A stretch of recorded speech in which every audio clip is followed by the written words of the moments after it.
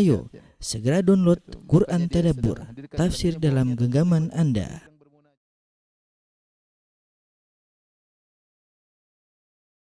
Bismillahirrahmanirrahim. Assalamualaikum warahmatullahi wabarakatuh. Alhamdulillahi ala ihsani wa syukru lahu ala taufiqihi wa amtinani. Asyhadu an la ilaha illallah wahdahu la syarika lahu ta'ziman li sya'nih.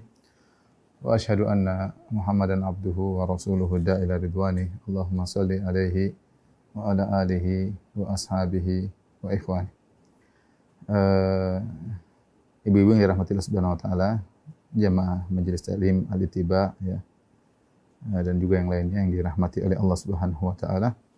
Kita melanjutkan pembahasan kita dari tafsir surah Al-Baqarah dan insyaallah ini pertemuan yang terakhir dari juz pertama ya. Insyaallah pekan berikutnya kita sudah masuk pada juz kedua dan ini adalah pertemuan yang ke-16. Alhamdulillah ibu-ibu bersabar mengikuti apa yang disampaikan ya.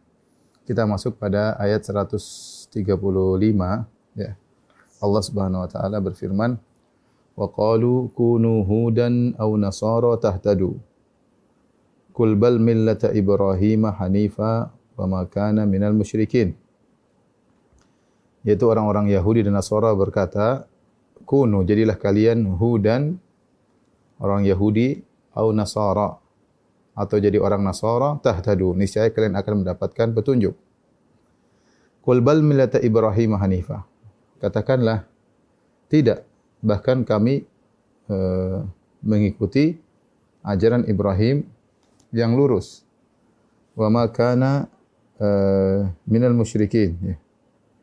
Wa ma kana minal musyrikin, dan dia sama sekali bukanlah termasuk orang yang musyrik. Perhatikan di sini ya.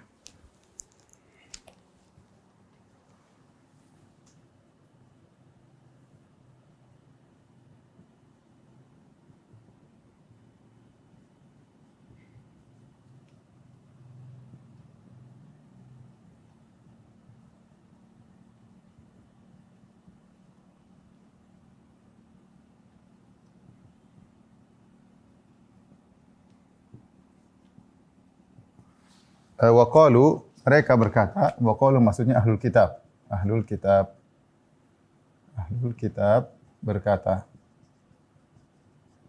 kunu hudan aw nasara, jadilah kalian, jadilah Yahudi atau Nasrani. Ini atau Nasrani, Nasara. Tahtadu ya. Niscaya kalian dapat petunjuk. Kalian mendapat petunjuk, mendapat hidayah. Nah, perhatikan di sini, ahlul kitab berkata wa qalu kunu hudan aw nasara. Atau di sini bukan lil khiyar, bukan untuk pilihan, tetapi litanwi. Atau di sini kata para ulama litanwi il maqal. Sebagaimana perkataan Al-Alusi, litanwi il maqal maksudnya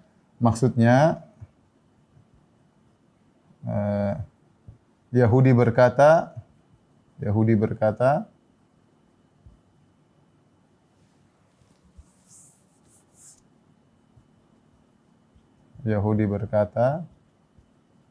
jadilah kalian Yahudi atau ikutilah, dan Nasara berkata ikutilah agama Nasara, agama Nasrani. Kenapa? Karena Yahudi dan Nasara mereka saling mengkafirkan ya. Mereka saling mengkafirkan ya. Sebagaimana sudah pernah kita jelaskan, saling mengkafirkan. Jadi bukan mereka sepakat terserah mau jadi Yahudi atau Nasrani akan tahtadu, dapat petunjuk. Tapi maksudnya ini Allah sedang bicara tentang ahlul kitab yang mereka punya dua perkataan. Yahudi berkata jadilah kalian Yahudi, Nasara berkata jadilah Nasara. Ya, bukan berarti bebas kalian akan selamat, enggak. Karena Nasara meyakini kalau mau masuk surga harus ikut Nasara. Kalau Yahudi meyakini kalau mau masuk surga harus ikut Yahudi, tahtadu. Maka niscaya kalian dapat hidayah. Ini menunjukkan ahlul batil, mereka tatkala mendakwahkan kebatilan mereka dengan kata-kata yang indah ya. Ini dalil bahwasanya ahlul batil ya, ahlul batil mendakwahkan kebatilan mereka dengan kata-kata yang indah. Mereka dengan kata-kata yang indah. Yang indah. Meskipun bohong ya. Contoh seperti sebagian orang yang mengatakan kepada para wanita, kalian kenapa terkekang? Jadi seakan-akan wanita muslimah terkekang di rumah, keluar bebas, kalian bisa di luar sana banyak ini. Sehingga mereka mengesankan seakan-akan wanita kalau dalam rumah saja tidak pernah keluar, berarti terhina ya.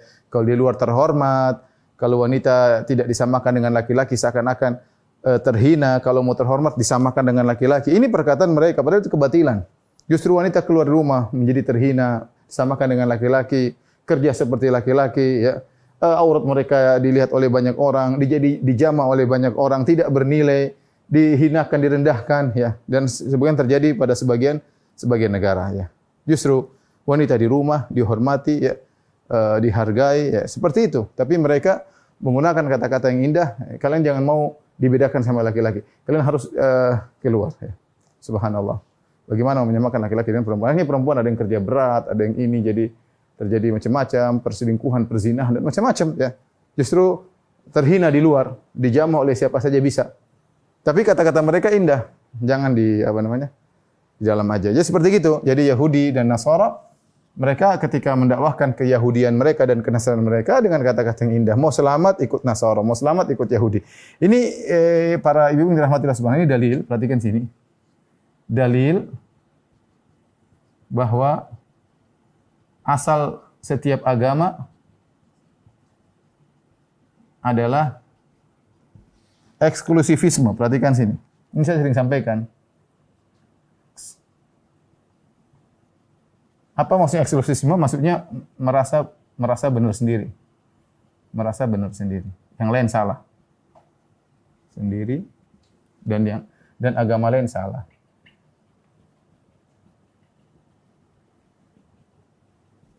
Lawannya adalah inklusivisme.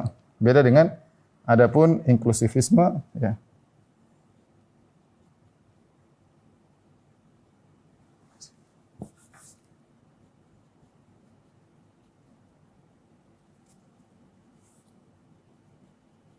Yaitu semua agama benar.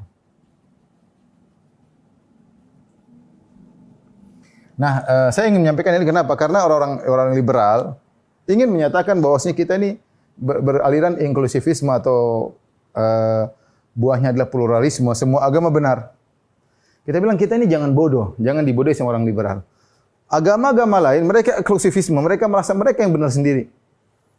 Wa qalatil yahudu laisatin nasara ala syai' wa qalatin nasara laisatil yahudu ala syai'. Yahudi bilang apa? Nasara enggak ada apa-apanya. Nasara juga mengatakan Yahudi tidak ada apa-apanya. Mereka saling Nasara mengatakan kalau mau masuk surga harus meyakini Nabi Isa sebagai atau Yesus sebagai juru selamat, ya. Domba-domba tersesat harus diselamatkan. Yahudi mengatakan hanya kami yang masuk surga. Semuanya eksklusivisme.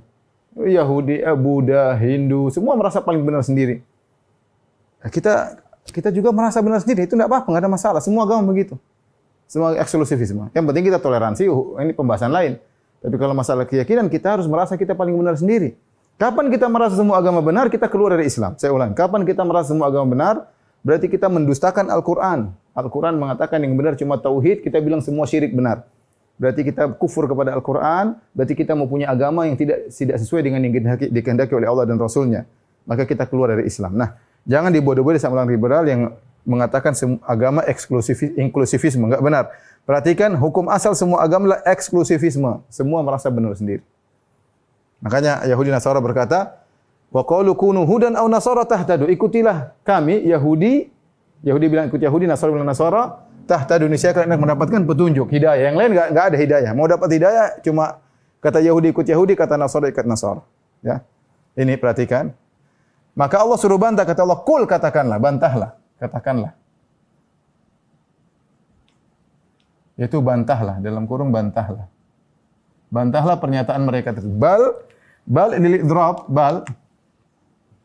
lil idrab bahasa Arab mungkin tahu ya. Yaitu untuk membantah. Untuk membantah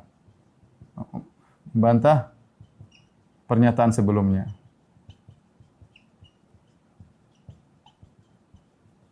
Idrab. Bal millata Ibrahim, tapi ikutilah agama Ibrahim hanifan. Hanifan artinya bengkok atau condong. Artinya condong, ya. Dalam bahasa Arab, Al-Ahnaf itu adalah seorang yang kedua kakinya bengkok, di mana jari-jari kaki yang satu mengarah ke jari-jari kaki yang lainnya. Itu namanya ahnaf. Kalau kita mau kita gambarkan gimana ya? Kira-kira beginilah. Misalnya ini kaki, kemudian ini jari ke arah sini. Ya. Sama, jari satunya juga ke arah sini ya. Jadi dia mengarah ke sana ya. Ya kalau kita kaki begini, coba setting ke bawah. Nah, jadi kakinya mengarah begini. Itu namanya dalam bahasa Arab terkena penyakit ahnaf ya. Makanya ahnaf itu bukan artinya lurus, tapi artinya condong. Karena kita kan biasanya begini normal. Tapi lelaki ahnaf kakinya begini. Ya, semacam ada nilai sedikit kecacatan ya. Itu namanya ahnaf. Makanya hanif itu artinya condong. Apa condong maksudnya? Maksudnya adalah condong ke tauhid, jauh dari kesyirikan. Ya bukan hanya lurus, tapi bahkan menjauh dari kesyirikan ya. Bukan hanya tidak syirik, tapi jadi intinya bukan hanya tidak syirik,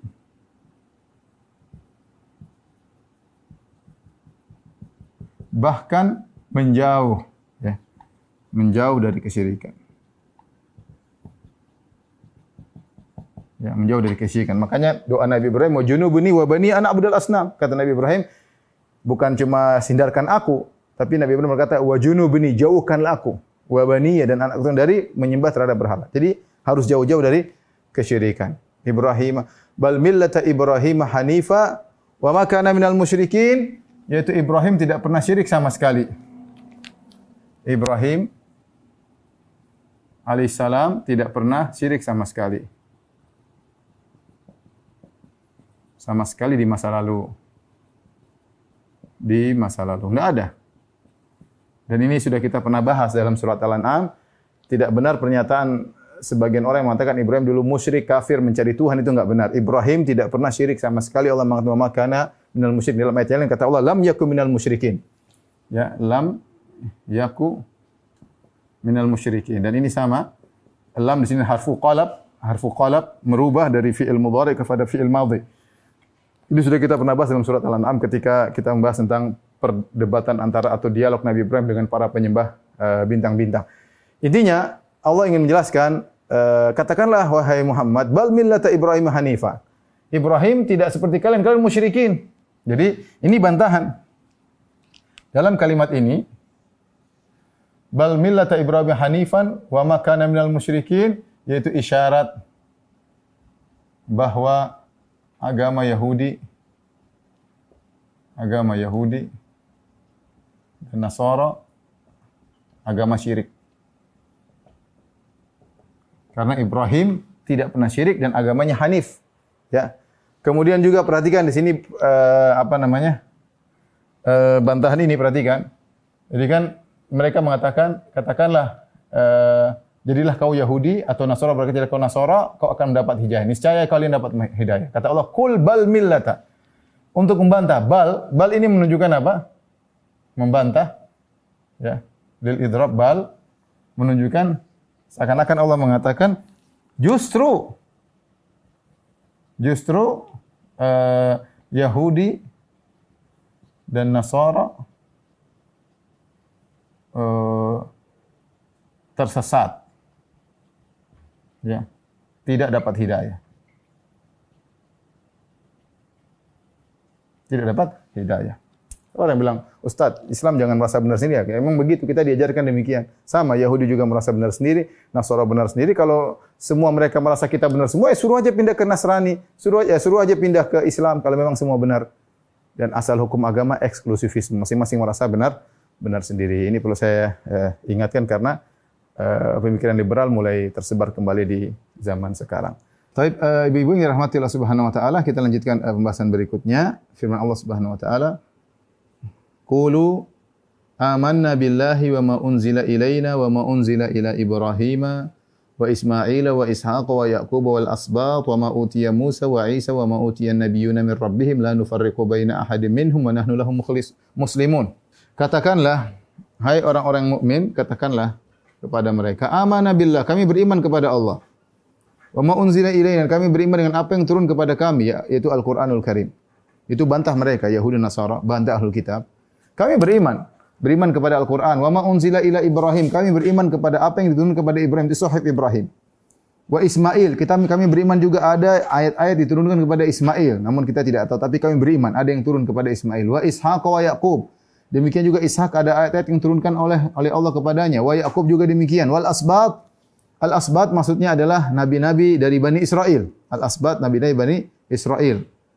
Wa ma utiya Musa wa Isa, dan apa yang diturunkan kepada Musa dan Isa, yang diberikan kepada Musa dan Isa. Wa ma utiya nabiyyuna min rabbihim, dan juga apa yang diturunkan kepada nabi-nabi dari Rabb mereka. La nufarriqu baina ahadim minhum wa nahnu lahu muslimun. Kami tidak membedakan satu dengan yang lainnya.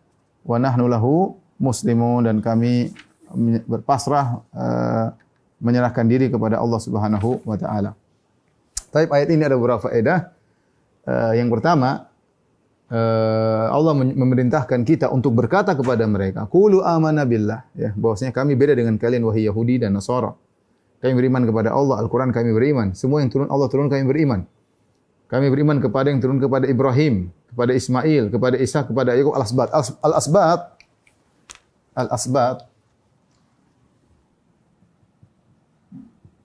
Al-asbat jamak dari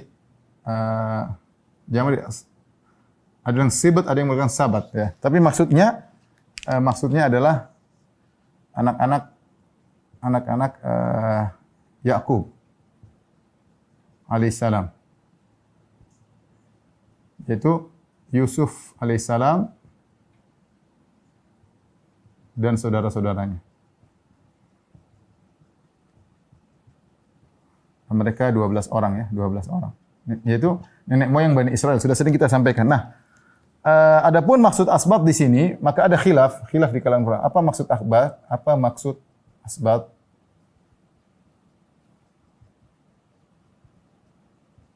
Ada dua pendapat, khilaf. Ada yang mengatakan asbat maksudnya 12 anak-anak Yakub.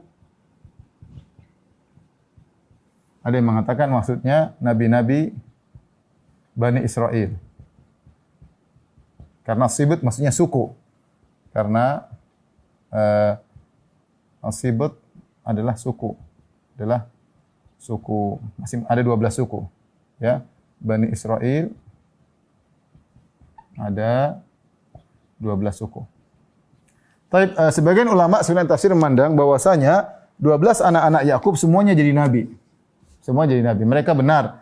10-nya kan kita tahu Nabi Yakub punya anak Binyamin dan Yusuf satu ibu, namanya Rahil. Adapun 10 yang lainnya dari ibu-ibu yang lain, ya. Dari Lea, dari Bilha, ya.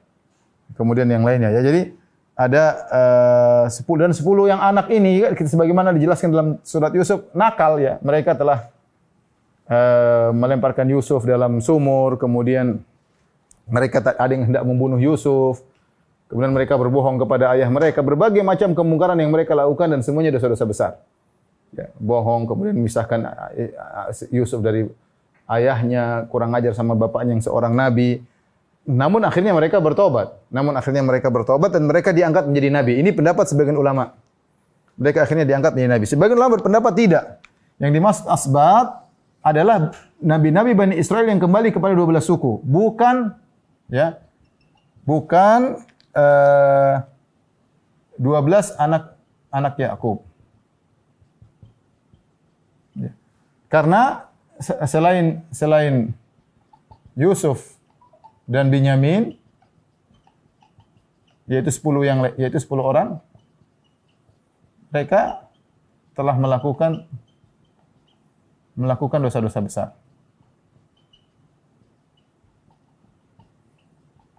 Dosa-dosa besar yang membuat mereka tidak pantas menjadi nabi. Yang menjadikan mereka tidak pantas jadi nabi. Mereka tidak pantas jadi nabi.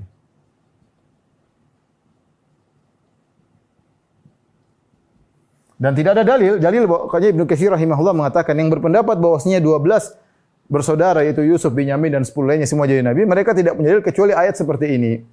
Allah tidak pernah cerita, kan 12 itu banyak, ada nama Yusuf, Binyamin, ada namanya Zablun, ada namanya Yahuda, ada si fulan. Allah tidak pernah cerita mereka sebagai nabi, tidak pernah. Tidak ada dalam Al-Qur'an, juga tidak ada dalam perjanjian lama bahwasanya mereka kemudian menjadi nabi-nabi, enggak ada. Ya. Oleh karenanya yang benar adalah asbat sini maksudnya nabi-nabi Bani Israel, karena nabi Bani Israel banyak. Yang semua nabi-nabi tersebut berasal dari 12 suku, itu maksudnya. Maka bukan 12 anak-anak Yakub seluruhnya jadi nabi. Yang jadi nabi cuma Yusuf alaihissalam.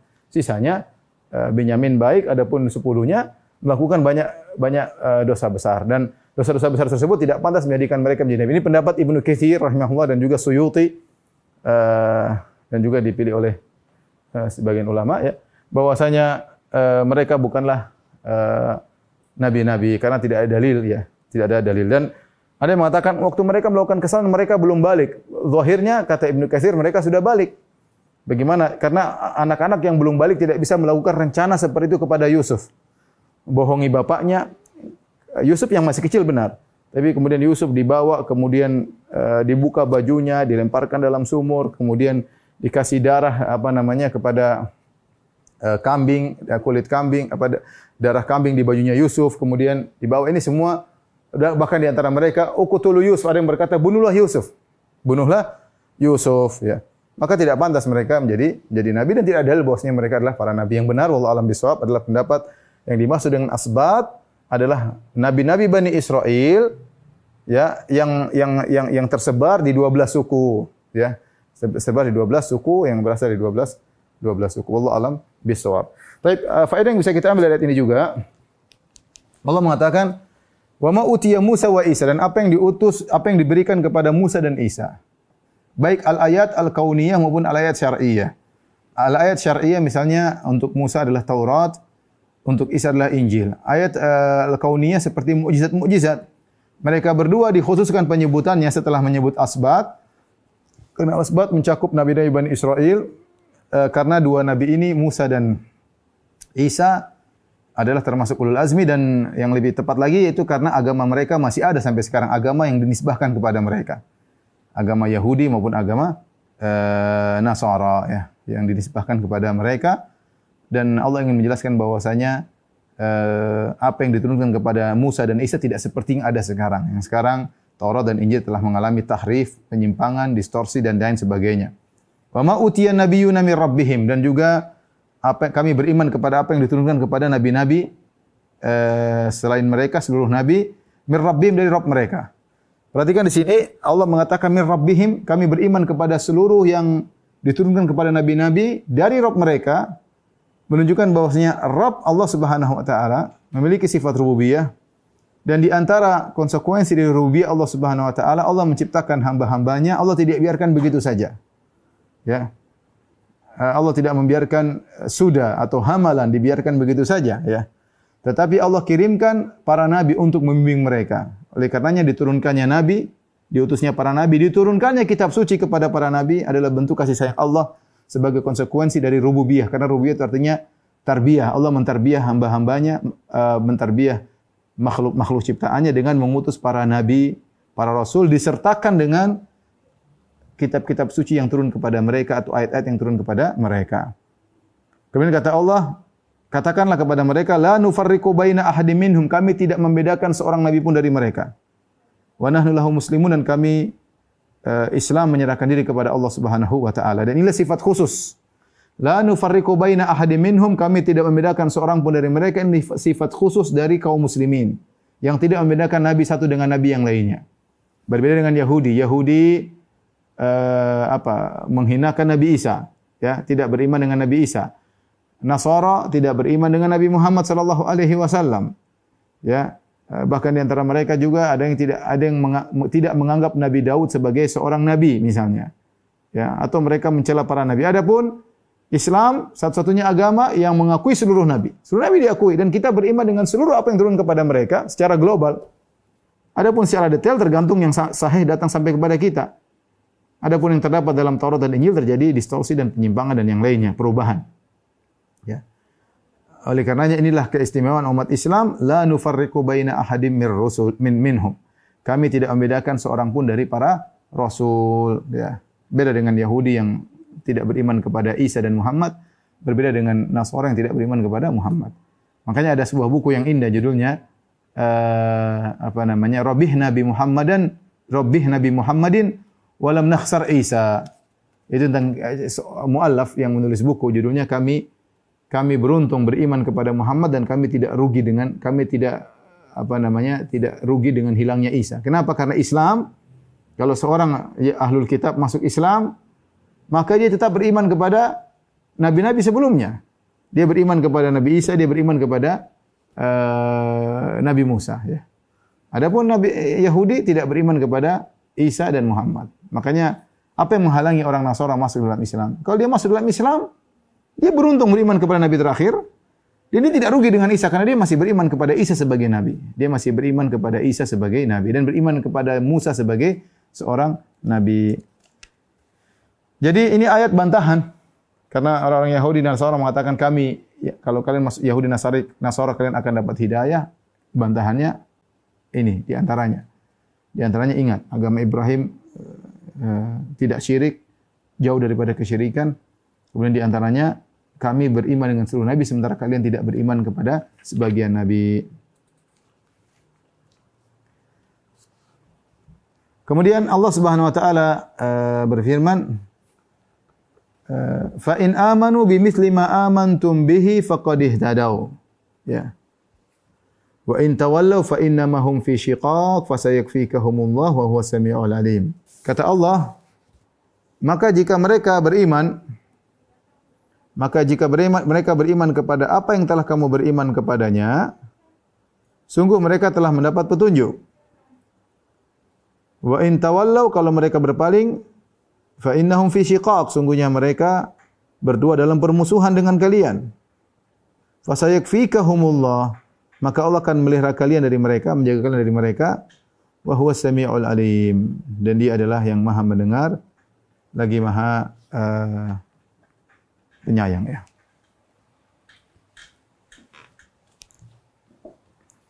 Allah Subhanahu wa taala berfirman, fa in amanu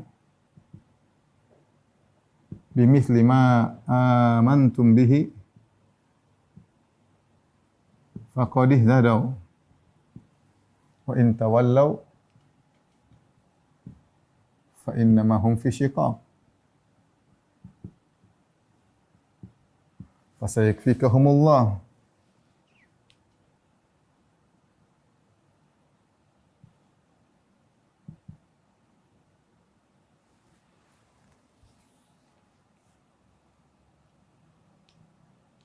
wa huwas samiul alim.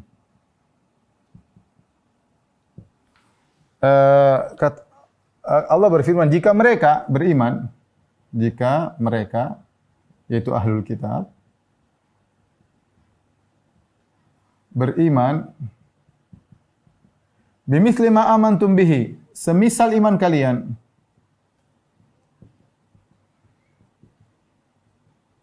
wahai kaum mukminin, wahai orang Islam, wahai para sahabat, orang-orang beriman, faqad ihtadaw, maka mereka telah dapat hidayah. Maka mereka dapat hidayah. Perhatikan di sini, bimithli, di sini ada bi, ada mithl. Bi atau mithli. Maksudnya adalah fa in amanu ma amantum bihi. Asal ayatnya ya, asal ayatnya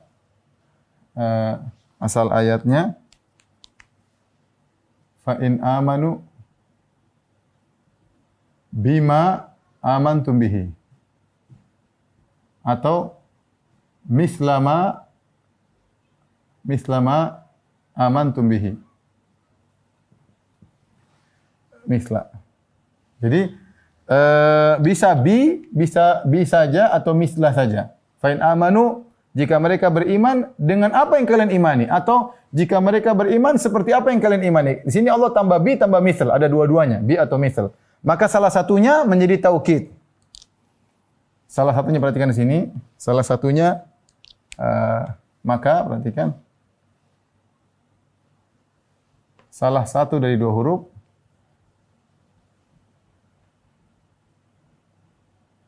itu ba atau misl adalah taukid. Itu penekanan. Karena ini asal ayatnya seperti ini. Fa in amanu bima amantum bihi atau fa in amanu misla ma amantum bihi. Jadi Allah menekankan jika mereka beriman benar-benar persis seperti apa yang kalian imani. Ya, benar-benar persis seperti apa yang kalian imani, ya. Apa dengan bertauhid dan tidak membeda-bedakan para rasul, ya. Ya. Yaitu dengan bertauhid, dengan tidak syirik, tidak membedakan para rasul.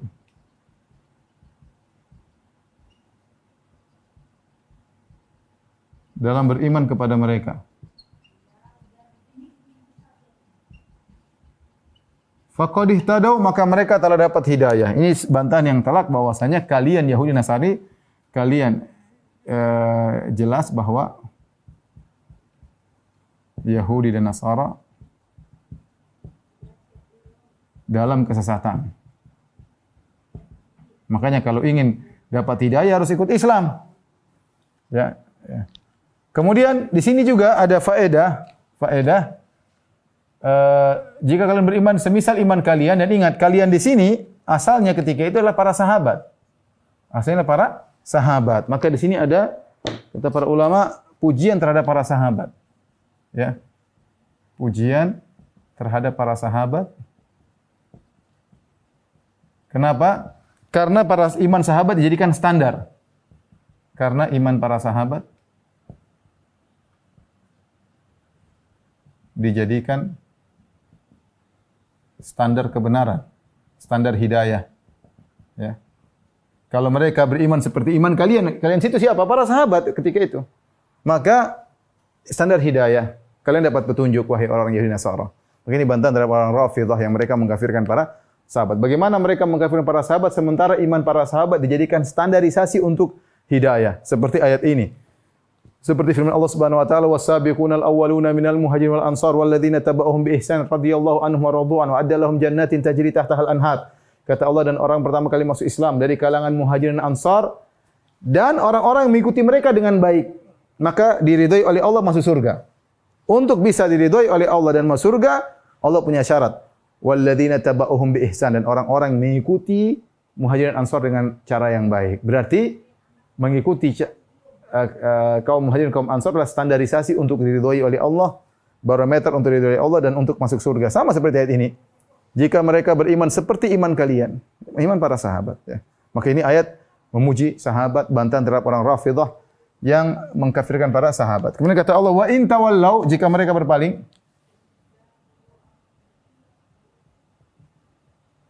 fa innamahum fi syiqaq, sungguh mereka dalam penentangan, ya. Maka sesungguhnya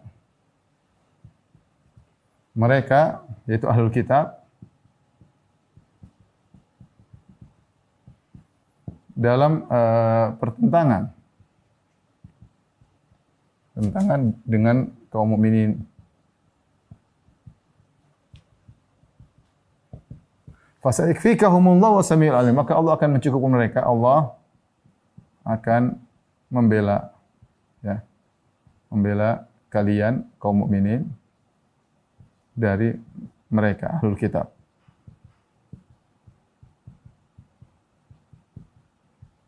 Wa huwa samiul alim, Allah Maha mendengar, Maha mengetahui.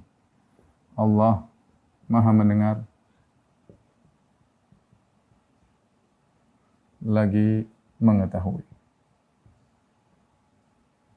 Tapi ini perhatikan, syiqaq atau syak, kalau bilang antum fi syakkin wa ana fi syakkin, itu oposisi. Syiqaq itu maksudnya dalam pertentangan, maksudnya selalu dalam oposisi ya. Bahasa gampangannya oposisi. Kita di syak, mereka di syak. Kita di satu bagian, mereka di bagian yang lain ya. Ya namanya syiqaq, atau terjadi pertentangan, syiqaq, yaitu tidak cocokan dan oposisi. Ini Allah mengkabarkan kepada kita bahwasanya Yahudi dan Nasara kalau tidak beriman dengan kita pasti oposisi. Ya, benar, kita tidak mengingkari ada di antara mereka yang baik, ada di mereka yang adil, ada di antara mereka menyembunyikan kebenaran Islam, ada di antara mereka baik. Tapi secara umum, hum fi syiqaq, yang benar-benar fanatik kepada Yahudi Nasara, biasanya ada syiqaq, ada pertentangan dengan kaum muslimin. Itu tidak bisa kita lihat di mana-mana bagaimana minoritas kaum muslimin karena tidak akan bertemu syirik dengan tauhid, enggak mungkin. Kita bertetangga tapi ada saja namanya akidah susah untuk disatukan. Kita boleh bertoleransi, tapi syiqaq itu ada pertentangan, oposisi. Bagaimana kita menganggap mereka musyrikin yang mengatakan Nabi Isa adalah anak Tuhan, kita anggap kafir. Mereka juga menganggap kita kafir, tidak beriman kepada Nabi Isa sebagai Tuhan, merendahkan Tuhan mereka. Sama Yahudi, kita menganggap mereka kafir karena mereka tidak beriman kepada Muhammad, mereka juga menganggap kita kafir karena beriman kepada Muhammad sallallahu alaihi wasallam. Jadi pasti ada pertentangan. Makanya di akhir zaman, hingga di akhir zaman, pertentangan tidak bisa hilang. Ya. Tidak bisa hilang. Meskipun mungkin redup, mungkin sesekali damai, sebagaimana kaum muslimin mungkin berdamai dengan kaum musyrikin, tapi tidak bisa hilang hingga hari kiamat. Ya. Makanya ketika di akhir zaman terjadi peperangan antara kaum muslimin dengan orang Yahudi, sampai batu pohon berkata, "Ya Abdullah, ta'al. Yahudi khalfi faqtulhu." Wahai hamba Allah, kemarilah, di belakangku ada orang Yahudi, maka bunuhlah dia ya. Jadi selalu dalam pertentangan ya. Tinggal kita pandai-pandai bertoleransi, tapi pertentangan agama, akidah terus akan terjadi pergulatan. Meskipun mungkin tidak ada pertumpahan darah, tapi perdebatan, mereka berusaha kristenisasi, kita berusaha islamisasi misalnya, kita berdakwah, mereka berdakwah, terjadi perdebatan, itu selalu ada. Tidak mungkin hilang sampai hari kiamat. Sampai hari kiamat. Hum fi syiqaq, kata Allah, fasayakfikahumullah, maka Allah akan membela kalian dari mereka, dari ahlul kitab, dan bisa jadi bela dalam bentuk bela fisik, bisa jadi dalam bentuk bela dalam hujjah dan berdalil. Alhamdulillah kalau masalah hujjah berdalil, kita umat Islam selalu di atas kebenaran, karena kita agama tauhid dan sangat logis, mereka tidak logis, bagaimana mereka menyembah manusia misalnya, atau menganggap Uzair sebagai putra Allah, atau kontradiksi dalam kitab suci mereka dan yang lainnya. Atau dalam kemenangan fisik seperti Nabi SAW berhasil ketika beroposisi dengan Yahudi karena mereka berkhianat di kota Madinah, akhirnya ketiga kabilah Bani Qainuqa, Bani Nadhir dan Bani Quraidah akhirnya dikalahkan oleh Nabi. Bani Qainuqa berkhianat, diusir oleh Nabi. Bani Quraidah berkhianat, diusir oleh Nabi. Bani Quraidah berkhianat dan dalam kondisi yang genting, maka diperangi dan dibunuh oleh kaum muslimin. Wa huwa samiul alim, Allah Maha mendengar lagi Maha mengetahui. Yaitu Allah Maha mengetahui dan Maha mendengar rencana buruk mereka, dan Allah akan menolong kaum muslimin ya. Baik.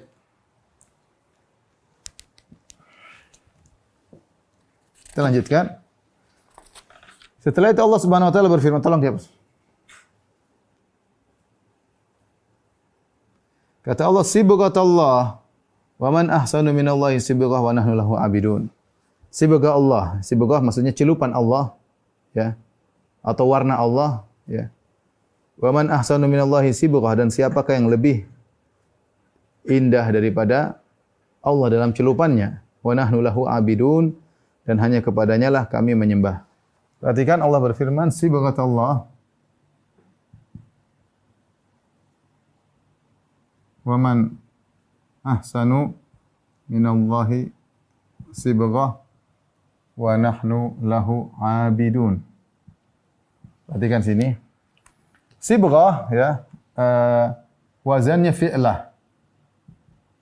Fi'lah seperti jilsah. Itu ismul hay'ah, maksudnya kondisi ya. Ismul hay'ah kalau dalam bahasa Arab artinya kondisi. Jadi apa maksudnya jilsah? Sibghatullah, kondisi dari sabaq ya, dari sabaq ya. Jadi sibghah dari sabagha. Sabagha itu kalau apa namanya kalau bahasa kita kain dikasih warna namanya apa? Di apa? Diwarnai. Di bontex apa itu? Bukan di bontex. One text. Itulah pokoknya kain diwarnai ya. Sibghah itu bahasa Arab artinya kain dikasih warna. Dicelup ya, dikasih warna dengan dicelupkan. Sehingga begitu dicelupkan, disabak sampai sibghah, sampai seakan-akan kondisinya benar-benar menyatu. Maka disebut sibghatullah ya. Sibghatullah ini dinamakan dengan sibghah ada dua sebab. Ada yang mengatakan sibghah maksudnya millatullah. Maksudnya adalah millatullah, agama Allah. Agama Allah. Atau agama dinullah. Kenapa agama Allah disebut dengan sibghah, dengan celupan? Ada dua sebab disebutkan oleh para ulama ya. Di antaranya karena asar atau dampak agama Allah pada seseorang.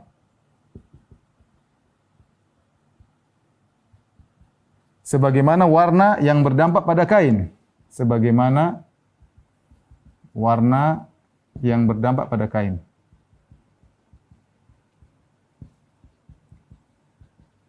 Yang kedua karena kelaziman ya. Karena kelaziman agama ya. Agama pada orang tersebut sebagaimana warna yang melazimi kain. Yang melazimi kain. Maksudnya apa? Kalau orang sudah mengenal Islam, dia seakan-akan dicelupkan oleh Allah Subhanahu wa taala dalam agamanya dan sehingga akan nampak agama tersebut pada orang tadi ya. Makanya kita lihat kalau orang Islam benar-benar menjalankan Islam, harusnya apa? Dampaknya apa? Dia kalau sudah menjalankan Islam, dia ikhlas, tawadhu, ramah lingkungan, ramah kepada yang lainnya, rajin bersedekah, banyak. Akan nampak orang muslim yang benar-benar menjalankan Islam, celupan Allah itu akan buat dia berbeda dengan yang lainnya. Ya. Harusnya akhlaknya bagus, akidahnya kuat, gerak langkahnya tepat. Kenapa? Karena dia telah dicelupkan dengan agama Allah Subhanahu wa taala. Ya. Ini tafsiran pertama atau kenapa disebut dengan sibghatullah. Yang kedua, karena begitu dia dicelupkan dalam agama, maka agama tersebut tidak akan lepas dari dia. Kalau benar-benar dia telah mendalami tauhid, mendalami akhlak, mendalami syariat dengan benar, dia tidak akan tinggalkan. Makanya ketika Heraklius bertanya kepada Abu Sufyan tentang orang-orang yang ikut Nabi, kata Heraklius, mereka tidak keluar lagi, tidak murtad ya. Artinya memang ada murtad 1, 2, 3, 4 orang ya. Tapi secara umum tidak. Padahal ujian sungguh luar biasa ketika itu di zaman Nabi SAW. Bagaimana Bilal disiksa, bagaimana Ammar bin Yasir disiksa, bagaimana para sahabat dibunuh. Mereka semakin kuat. Kenapa? Karena mereka sudah dicelup oleh sibghatullah, oleh celupan Allah. Tauhid sudah merasuk dalam dirinya. Kita bayangkan bagaimana Bilal disiksa di bawah terik matahari, di atas batu, ditaruh batu panas, kemudian diarak oleh anak-anak, ditarik. Dia tak mengatakan ahadun ahad. Allah Maha Esa. Kenapa? Karena celupan tauhid sudah masuk dalam dirinya. Dia melazimi, tidak akan dia tinggalkan. Ini maksudnya sibghatullah. Makanya Allah mengatakan, "Wa man ahsanu minallahi sibghah." Siapa yang paling baik celupannya, agamanya? Siapa yang lebih baik celupannya dari celupan Allah? Dari celupan agama Allah? Ini sigha apa istifham, tanda tanya ini ya. Allah datangkan dengan tanda tanya untuk semakin menekankan ya. datang dalam konteks pertanyaan istifham untuk taukid, untuk penekanan. Kalau seorang berkata Allah yang paling bagus celupannya, selesai. Memang Allah yang paling bagus. Tapi beda dengan siapa yang lebih bagus ya, seakan-akan tantangan. Karena mengandung tantangan. Mengandung tantangan. Yaitu carilah orang lebih baik yang celupannya lebih baik daripada celupan Allah. Tidak ada. Kita kalau bandingkan orang Islam yang taat, benar-benar taat, kita secara umum lah orang Islam, Masya Allah. Bagaimana yang mereka taat, budi pekerti yang luhur, kemudian sabar, kemudian luar biasa ya, luar biasa. Belum lagi akidah yang kokoh dan yang lainnya. Ya, betapa banyak orang yang masuk Islam gara-gara melihat akhlak kaum muslimin. Ya, tentu yang bagi yang menjalankan dengan tepat. Karena aturannya kokoh, akidahnya benar, tidak bikin bimbang, tidak bikin ragu. Ya, sementara kalau kita bicara tentang yang lain tentu lebih parah. Wa nahnu lahu abidun. Perhatikan sini ada faedah. Perhatikan di sini nahnu, ada lahu, ada abidun.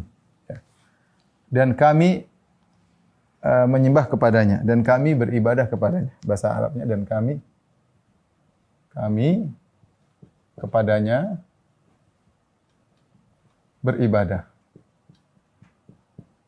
Di sini ada secara bahasa faedah, perhatikan ya, faedah. Yang pertama, perhatikan di sini. Mendahulukan lahu daripada abidun. Harusnya kan abiduna lahu. Ini faedah yang pertama. Mendahulukan lahu daripada abidun, itu mendahulukan jar majrur, memberikan faedah pembatasan. Ya kalau kita bahasa kita hanya kepadanya lah, yaitu hanya kepadanya lah kami beribadah. Ya. Ini seperti iyyaka na'bud harusnya na'buduka. Ini harusnya abiduna lahu. Asalnya abiduna lahu, tapi lahunya didahulukan, lahu abidun. Berarti ada faedah hanya. Ya, al-asr, hanya kepadanya lah kami beribadah. Seperti iyyaka na'bud, asalnya na'buduka. Faedah yang kedua, sini ada nahnu didahulukan, nahnu musnad ilaih. Ya. Nahnu ya. Itu al-musnad ilaih didahulukan penyebutannya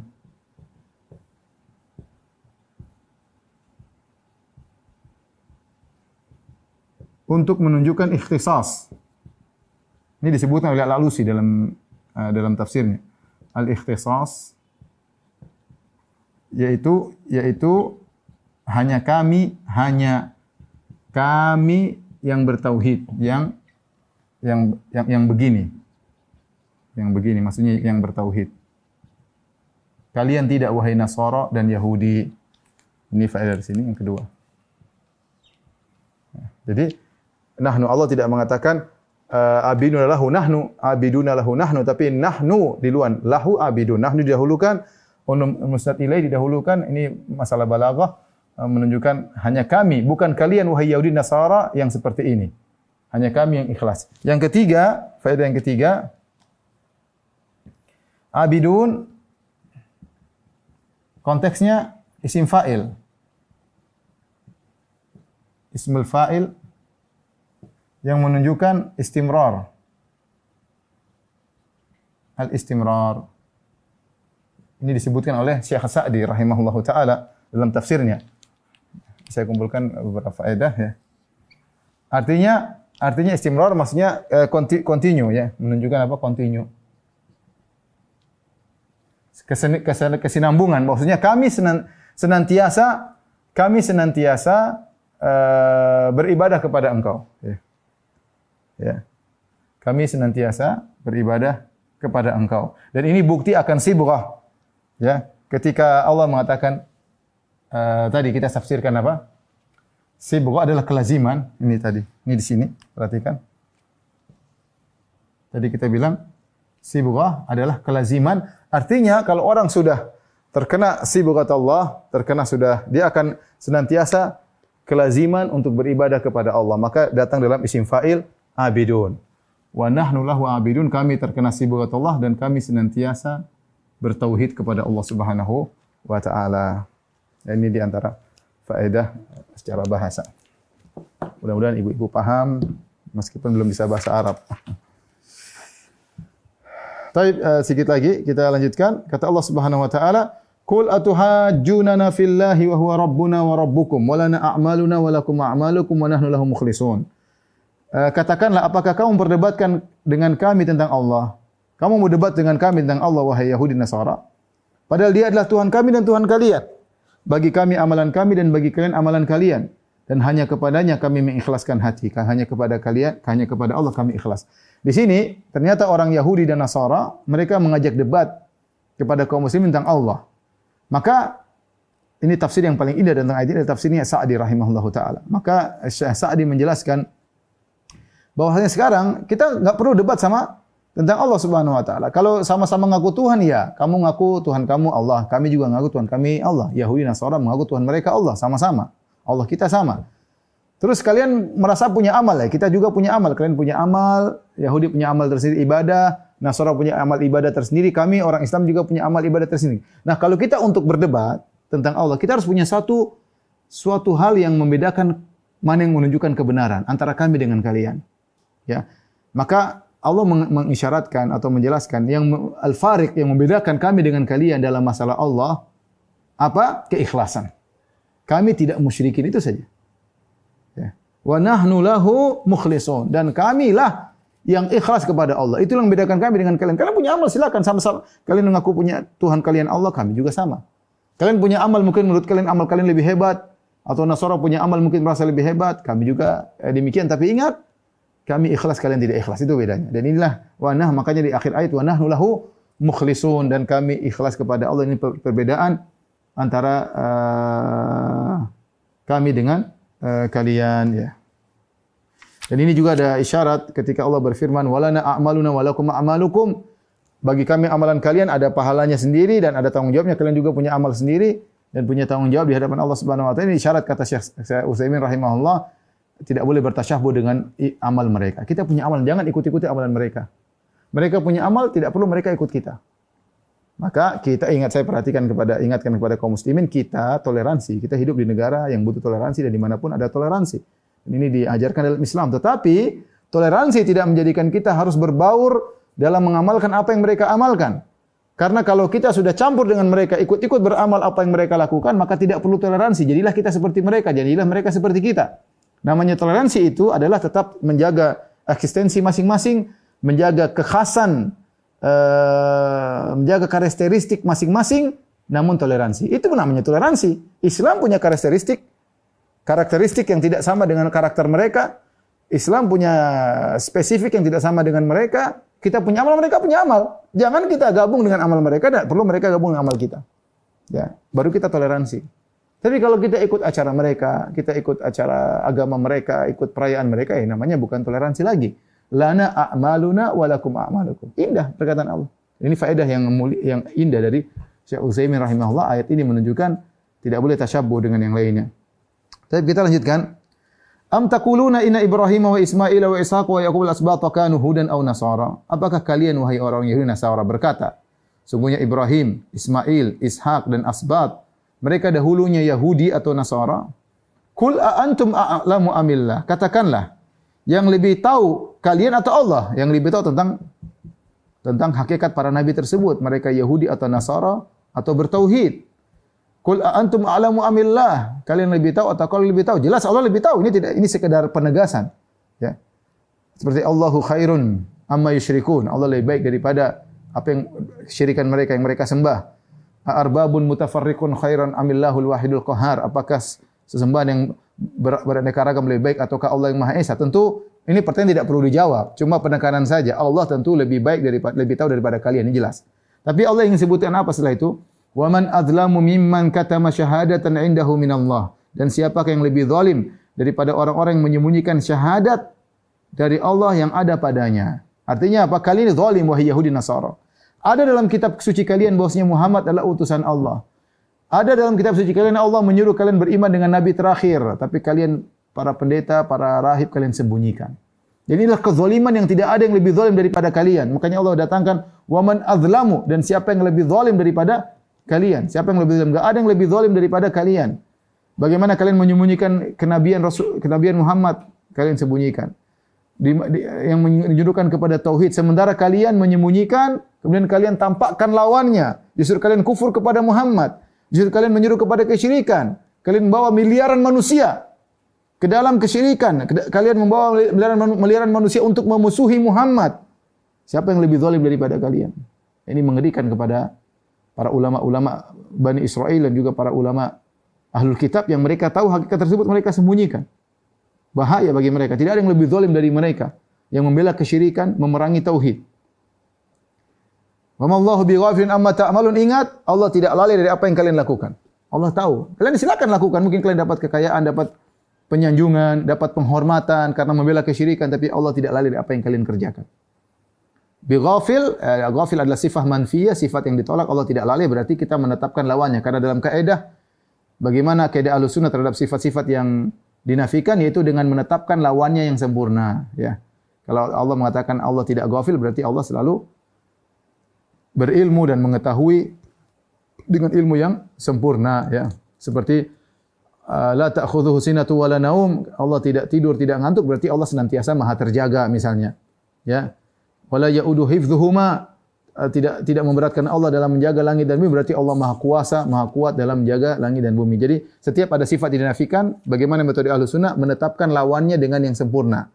Ya, kalau ghafil, lalai, berarti lawannya yang sempurna apa? Lawan yang sempurna adalah maha berilmu. Dan ini adalah ancaman bagi Ahlul Kitab. Wa mallahu bighafilin amma ta'malun. Ingat wahai para pendeta, para rahib, ya, para rabi yang kalian tahu tentang kebenaran Muhammad, kalian sembunyikan, Allah tidak lalai perbuatan kalian. Tilka ummatun qad khalat. Ya. Allah Subhanahu wa taala, itulah umat yang telah lalu. Laha ma kasabat, bagi umat tersebut apa yang diusahakannya. Walakum ma kasabatum, dan bagilah apa yang kalian kerjakan. Wala tusaluna amma kanu ya'malun, dan kalian tidak akan ditanya atas apa yang mereka kerjakan. Ini sudah kita tafsirkan sebelumnya. Intinya, kalian wahai Ahlul Kitab jangan berbangga dengan nenek moyang kalian, Ibrahim, Ishak, Yakub. Mereka punya amalan sendiri. Kalian mau selamat dengan amalan kalian, tidak ada hubungannya dengan nenek moyang kalian. Memang kalian keturunan para nabi, benar. Kalian keturunan Ibrahim, keturunan Yakub, keturunan Ishak, kalian nenek moyang kalian nabi-nabi. Tetapi kata Allah, laha ma kasabat, bagi mereka amalan mereka. Walakum ma kasabatum, kalian punya amalan sendiri. Wala tusaluna amma kanu ya'malun, kalian tidak akan tanya tentang apa yang dilakukan nenek moyang kalian. Ya, tidak. Kalian bertanggungjawabkan amalan kalian. Maka ini sebenarnya mengatakan ini pengulangan, penekanan, dan sebenarnya mengatakan ini bukan penekanan, tapi di balik ini peringatan bagi kita agar kita tidak berbangga dengan amalan nenek moyang, jangan terpedaya seperti terpedayanya orang-orang Ahlul Kitab, karena masing-masing akan dihisab dengan berdasarkan amalnya masing-masing. Wallahu a'lam bishawab. Alhamdulillah kita sudah selesai dari juz pertama. Insyaallah pada pertemuan berikutnya kita akan masuk pada juz yang kedua dari surah Al-Baqarah. Tapi demikian saja kajian kita, Ibu yang dirahmati Allah Subhanahu wa taala. Insyaallah kita lanjutkan juz kedua pada pertemuan berikutnya. Alhamdulillah setelah 16 pertemuan kita bisa selesai.